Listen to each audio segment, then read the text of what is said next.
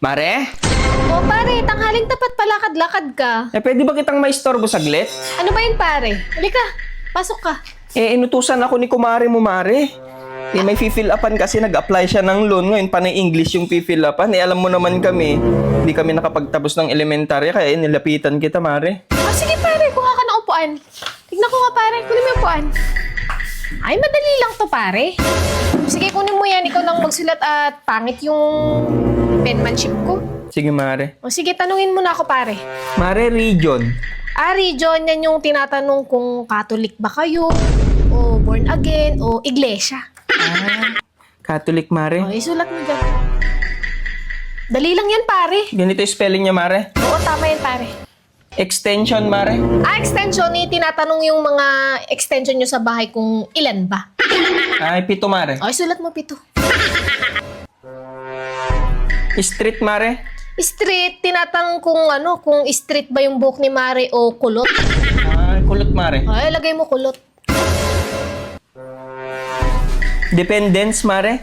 Dependence. Ay, hindi. Skip mo na yan, pare, kasi depende sa'yo kung sasagutan mo, kaya dependence.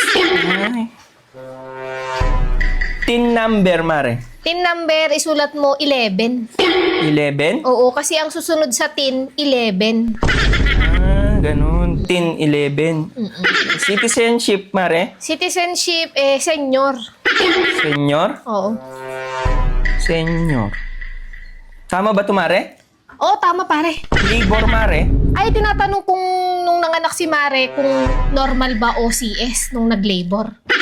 Ay, normal, Mare. Oo, sulat mo normal. Ma-approve na kayo dyan, pare. Hahatian nyo ba ako dyan, pare? Mare, huwag ka mag-alala. Basta ma-fill upan lang to ng maayos. Zip code, Mare. Ayan yung sa pinagtatrabahoan ni Mare kung ilan ba ang sip-sip na katrabaho niya, kaya sip code. 4 sila, Mare. Ay, sulat mo 4. Mga sip-sip kasi sila. Purpose, Mare. Purpose, tinatanong dyan kung nakapag-purpose ka na ba kay Mare bago kayo kinasal. Ay, oo, Mare. Tapos na. Yes ka mo na lang. Yung sex, Mare. Ay, tinatanong kung kailan ang huling sex nyo ni Mare. Kagabi, Mare. Ay, sulat mo last night. Last night.